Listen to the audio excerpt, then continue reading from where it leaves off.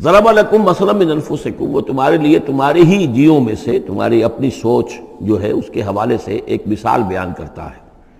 هل لکم مما ملکت ایمانکم من شرکاء فیما رزقناکم فانتم فیہ سواء، کیا تمہارے لیے جو تمہارے ملک یمین ہیں، غلام ہیں، لونڈیاں ہیں، کیا وہ شریک بھی بن جاتے ہیں تمہارے اس چیز میں کہ جو ہم نے تمہیں رزق دیا ہے؟ ظاہر بات ہے کہ غلام تو غلام رہے گا، وہ شریک تو نہیں ہوگا، وہ برابر کا حقدار اور اختیار تو نہیں رکھے گا۔ اس جو بھی آقا کا مال ہے اور ملکیت ہے، اس میں اصل اختیار اور تصرف جو ہے آقا کا ہے۔ غلام تو جو بھی اس کو حکم دیا جاتا ہے وہ بجا جاتا ہے۔ فانتم فیہ سواء، کیا یہ ہو سکتا ہے کہ تم اور تمہارے غلام جو ہیں، تمہارے ملک یمین، وہ برابر ہو جائیں اختیار میں، ملکیت میں؟ تخافون کخیفتکم، کیا تم ان کے بارے میں بھی اسی طریقے کی سوچ رکھتے ہو جیسے کہ اپنے بارے میں اندیشے ہوتے ہیں، ایسا نہ ہو جائے، ایسا نہ ہو جائے، اس کا بھی اہتمام کر لیا جائے، اس اندیشے کا بھی سدباب کر لیا جائے؟ کیا جتنی فکر تم اپنے بارے میں کرتے ہو، کیا اتنی ہی فکر اپنے ان غلاموں کے بارے میں بھی کرتے ہو؟ کخیفتکم انفسکم، کیا نگہداشت جو ہے جتنی اپنی کرتے ہو ان کی بھی کرتے ہو؟ کذالک نفصل الآیات لقوم یعقلون، اسی طرح ہم اپنی آیات کو واضح کر رہے ہیں، تفصیل بیان کر رہے ہیں ان لوگوں کے لیے جو عقل سے کام لیں۔ یعنی یہ کہ باقی جتنے بھی ہیں جن کو تم نے چھوٹے معبود مانا ہے، تم خود مانتے ہو چھوٹے معبود ہیں، اللہ بڑا معبود ہے، خالق حقیقی صرف وہ ہے، تو یہ کیسے برابر ہو جائیں گے؟ اور کیسے تم نے یہ سمجھ لیا ہے کہ ان کی سفارش جو ہے وہ بائنڈنگ ہو جائے گی اللہ پر اور یہ تمہیں اللہ کی پکڑ سے بچا لیں گے؟ یہ تم نے جو تصور کیا ہے خود اپنے اوپر قیاس کرو، تو کیا تمہارے غلام جو ہے وہ تمہارے برابر ہو جاتے ہیں؟ تو جو کہ یہ جتنی بھی تم نے گھڑ لی ہیں معبود اپنے، یہ بھی سب مخلوق ہیں،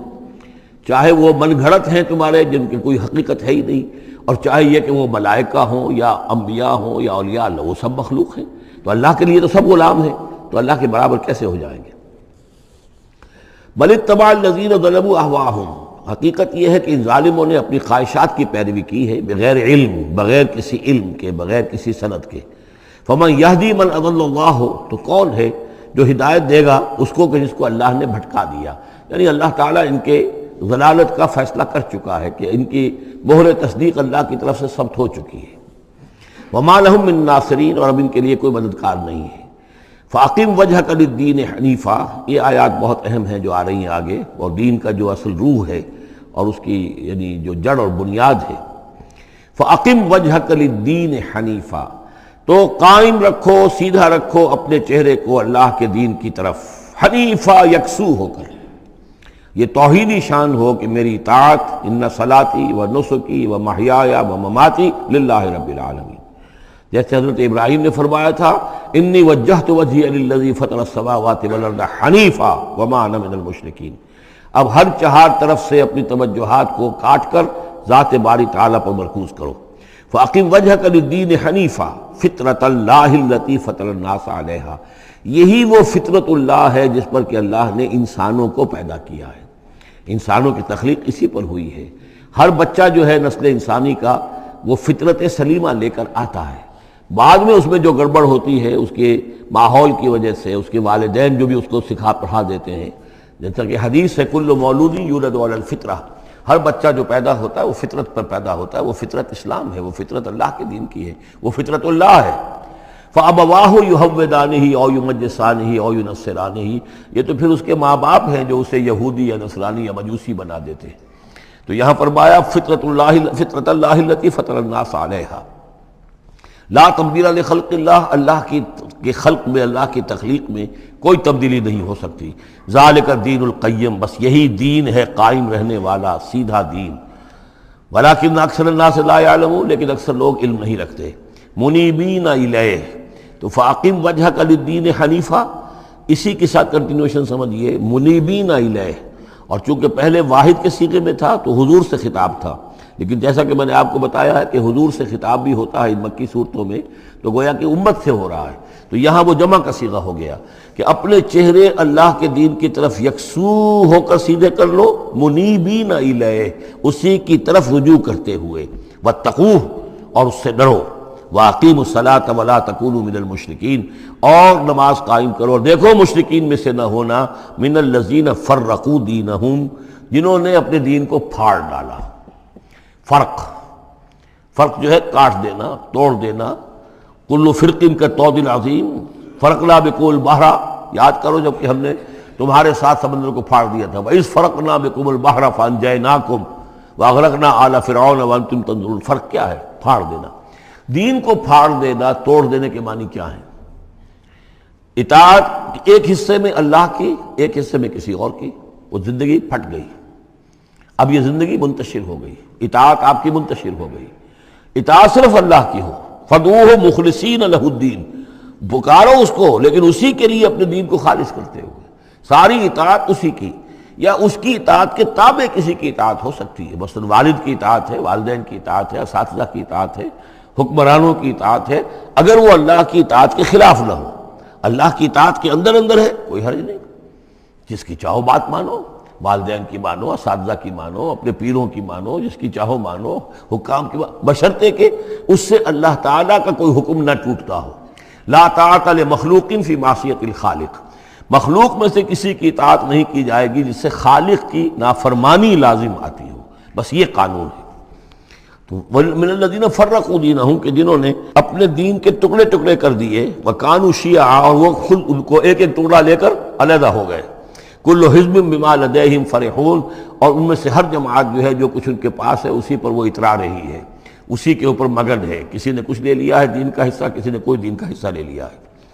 وَإِذَا مَسَّ النَّاسَ ضُرٌّ دَعَوْا رَبَّهُمْ مُنِيبِينَ إِلَيْهِ، اور جب انسانوں کو کوئی تکلیف پہنچتی ہے، سختی پہنچتی ہے، تو وہ پکارتے ہیں اللہ کو، اپنے رب کو، اسی کی جانب رجوع کرتے ہوئے۔ ثُمَّ إِذَا أَذَاقَهُم مِّنْهُ رَحْمَةً، پھر جب اللہ تعالیٰ انہیں اپنی رحمت کا مزہ چکھاتا ہے، إِذَا فَرِيقٌ مِّنْهُم بِرَبِّهِمْ يُشْرِكُونَ، تو ان کی ایک جماعت اور ان کا ایک گروہ جو ہے اپنے رب کے ساتھ شرک کرنے لگتا ہے۔ لِيَكْفُرُوا بِمَا آتَيْنَاكُمْ، تاکہ کفر کریں ان چیزوں کے ساتھ جو ہم نے انہیں دی ہیں، یعنی ہماری دی ہوئی شے ہے، رزق ہماری ہے، لیکن اس کو وہ کفر کے لیے استعمال کر رہے ہیں۔ فتمتعوا، اچھا ٹھیک ہے، جو بھی تمہیں فائدہ اٹھانا اٹھا لو، چند دن کی زندگی ہے، بالآخر تو تمہیں ہمارے پاس آنا ہے، یہ تمہارا طرز عمل جو ہے وہ اسی مہلت کے اندر اندر جو تم چاہو کرو۔ فسوف تعلمون، پھر یہ کہ عنقریب تمہیں معلوم ہو جائے گا کہ اصل حقیقت کیا ہے۔ کلا سوف تعلمون ثم کلا سوف تعلمون، ایک وقت آئے گا جب کہ اصل حقائق جو ہے وہ منکشف ہو جائیں گے۔ ام انزلنا علیہم سلطانا فہو یتکلم بما کانوا بہ یشرکون، کیا ہم نے ان کے اوپر کوئی ایسی سند اتاری ہے جو ان سے یہ کہہ رہی ہو اور ان چیزوں کی تصدیق کر رہی ہو کہ جن کے یہ شرک کر جس کو شریک کر رہے ہیں، یعنی کوئی آسمانی کتاب آئی ہو جس نے انہیں یہ بتایا ہو۔ اب یہاں دیکھیں لفظ یتکلم آیا، جو بات کرتی ہو ان سے، یہی لفظ ہے جو کہ علامہ اقبال نے قرآن کے لیے استعمال کیا ہے۔ مثل حق پنہا و ہم پیداستو، زندہ و پائندہ و گویاستو، یہ قرآن جو ہے خود کلام کرتا ہے، آپ اس سے گفتگو تو کیجئے، یہ آپ سے کلام کرے گا، آپ سے بات کرے گا۔ تو پوچھا گیا یہ کہ ام انزلنا علیہم سلطانا فہو یتکلم بما کانوا بہ یشرکون، تو کیا ہم نے ان کے اوپر کوئی سند اتاری ہے جو ان سے گفتگو کرتی ہو، جس نے انہیں یہ بتایا ہو کہ یہ شرک کرو، یہ بھی اللہ کے ساتھ شریک ہے، اور یہ بھی اللہ کے ساتھ شریک ہے، اور یہ بھی اللہ کے ساتھ شریک ہے۔ وَإِذَا أَذَقْنَا النَّاسَ رَحْمَةً فَرِحُوا بِهَا، اور جب ہم لوگوں کو اپنی رحمت کا مزہ چکھاتے ہیں تو پھر وہ بڑے اتراتے ہیں، فخر کرتے ہیں، پھولے نہیں سماتے۔ وَإِن تُصِبْهُمْ سَيِّئَةٌ، اور اگر کہیں کوئی تکلیف آ جاتی ہے، مصیبت آ جاتی ہے، بما قدمت ایدیہم، اور وہ آتی بھی ہے ان کے اپنے ہاتھوں کے کرتوتوں کے باعث، جو ان کے ہاتھوں نے آگے بھیجا ہوتا ہے، اذا ہم یقنطون، تو وہ بالکل مایوس ہو جاتے ہیں، ان کی اور آس توڑ کر بیٹھ جاتے ہیں، ان کی کمر ٹوٹ جاتی ہے۔ اولم یروا ان اللہ یبسط الرزق لمن یشاء ویقدر، کیا وہ دیکھتے نہیں ہیں کہ اللہ تعالیٰ ہی ہے کہ جو رزق کو کھول دیتا ہے، پھیلا دیتا ہے، کشادہ کر دیتا ہے جس کے لیے چاہتا ہے، ویقدر، اور ماپ تول کر دینے لگتا ہے، راشننگ کر دیتا ہے، یعنی تھوڑا تھوڑا دیتا ہے جس کو چاہتا ہے۔ ان فی ذلک لآیات لقوم یؤمنون، یقیناً اس میں نشانیاں ہیں ان لوگوں کے لیے جو مانتے ہیں، جو ماننے والے ہیں، جو یقین کرنا چاہیں۔ فآت ذی القربى حقہ، تو اپنے قرابت دار کو اس کا حق ادا کرو، والمسکین، اور مسکین کو بھی، وابن السبیل، اور مسافر کو بھی۔ ذالک خیر للذین یریدون وجہ اللہ، یہی بہتر روش ہے ان لوگوں کے حق میں جو اللہ کی رضا چاہتے ہیں، اللہ کا چہرے کے طالب ہیں۔ وَأُولَٰئِكَ هُمُ الْمُفْلِحُونَ، اور یقین یہی لوگ ہیں کہ جو فلاح پانے والے ہیں۔ وَمَا آتَيْتُم مِّن رِّبًا لِيَرْبُوَ فِي أَمْوَالِ النَّاسِ، یہ آیت میں نے کوٹ کی تھی جب ہم سورہ بقرہ کی آیات پڑھ رہے تھے۔ اور جو کچھ تم دیتے ہو سود پر، یعنی یہ کہ ایک شخص ہے، اس کے پاس جو کچھ بچ گیا ہے، بچت ہے اس کی، اب اس کی دو شکلیں ہیں، یا تو اس بچت کو وہ اللہ نے جن لوگوں کو کم دیا ہے، جو محتاج ہیں، ان کو دے دے، اللہ کے ہاں اجر و ثواب لے لے، اللہ کے دین کے لیے لگا دے، اس کا بھی اجر و ثواب اللہ دے گا۔ یا بس آخری درجے میں یہ ہے کہ کسی کو قرض حسنہ دے دے تاکہ وہ اپنی ضرورت پوری کر لے اور پھر وہ رقم تمہیں واپس کر دے۔ اس سے آگے تم یہ چاہو کہ میں یہ اپنا مال جو ہے کہیں اور انویسٹ کروں، کوئی اور آدمی محنت کرے، اس کی محنت سے جو اس کی محنت سے بڑھوتری ہوگی تو آپ کو بھی اس میں سے حصہ مل جائے، اور اس کی بدترین شکل جو ہے پھر یہ ہے کہ سود کے اوپر رقم دی، اور وہ یہ ہے کہ آپ اس میں سے بغیر اس کے کہ آپ کوئی محنت کر رہے ہوں یا کوئی مشقت کر رہے ہوں، اس کی جو ہے آپ کو، جس کو نفع کہہ رہے ہیں آج کل، وہ سود آپ کو ملتا چلا جائے۔ تو یہاں ان کو مقابلے میں لائے ہیں، یعنی بچت جو ہے آپ کی، سیونگز جو ہیں آپ کی، یہ گویا کہ سرپلس ویلیو ہے اسلام کے نقطہ نگاہ سے، یہ عفو ہے، اس کو خرچ کر دینا چاہیے۔ ایمان کا تقاضا یہ ہے، یسألونک ماذا ینفقون قل العفو، وہ اللہ کے لیے، اللہ کے دین کے لیے، محتاجوں کے لیے، غرباء کے لیے صرف کر دیا جائے۔ لیکن یہ ہے کہ اتنی ہمت نہیں ہے کہ صدقہ دے دیا جائے، تو پھر یہ کہ قرض حسن دیا جائے، یا یہ کہ کسی اور شکل کے اندر جو ہے وہ کسی آدمی کی مدد کر دی جائے، تو یہ ساری چیزیں ہیں۔ لیکن آخری شکل جو ہے اسلام میں، یہ بھی جو بعد میں پھر شریعت کے احکام مدون ہوئے ہیں، تو ایک صورت دی گئی ہے کہ آپ مزاربت پر دے دیں۔ مزاربت یہ ہے کہ آپ کا وہ جو رقم ہے وہ کوئی اور شخص کام کرے گا، اگر تو کوئی نفع ہو جائے تو کچھ آپ بھی لے لیں اور کچھ وہ لے لیں، نقصان ہو جائے تو سارا نقصان آپ برداشت کریں گے، جس کے پاس وہ سرپلس منی تھی، اس کا کوئی تاوان جو ہے وہ جو عامل ہے اس کے اوپر نہیں آئے گا۔ یہ تو تفاصیل بات کی ہیں، لیکن اصل میں جو قرآن مجید سامنے لاتا ہے وہ ہے صدقات اور انفاق فی سبیل اللہ ورسس سود، ربا، کہ کوئی شخص اپنی بچت کا مصرف کیا بناتا ہے، وہ بچت دیتا ہے اللہ کی رضا حاصل کرنے کے لیے، آخرت کا اجر و ثواب حاصل کرنے کے لیے، یا بچت کو انویسٹ کر کے اور دنیا ہی میں کمانا چاہتا ہے۔ یہ دو ذہنیتیں ہیں جو ایک دوسرے سے بالکل مختلف ہیں اور متضاد ہیں۔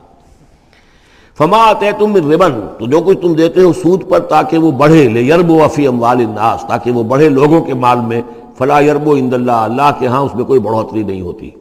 وما آتیتم من زکوٰۃ، اور جو تم زکوٰۃ دیتے ہو، یعنی اس طریقے سے صدقہ ہے، خیرات ہے، تریدون وجہ اللہ ہے، اور اس سے تم چاہتے ہو اللہ کی رضا، اللہ کا چہرہ، مراد وہی اللہ کی رضا، فاولئک هم المضعفون، یہ لوگ ہیں جو اپنی جو بچت ہے اس کو دگنا کر رہے ہیں، یعنی یہاں اللہ کے لیے دیا ہے تو وہاں 10 گنا ملے، 700 گنا ملے، اس سے بھی زیادہ ملے، لیکن یہ ہے لوگ کہ جو در حقیقت اللہ تعالیٰ کی رضا بھی انہیں حاصل ہوگی۔ اللہ الذی خلقکم ثم رزقکم ثم یمیتکم ثم یحییکم، اللہ ہی ہے جس نے تمہیں پیدا کیا، پھر تمہیں رزق دیا،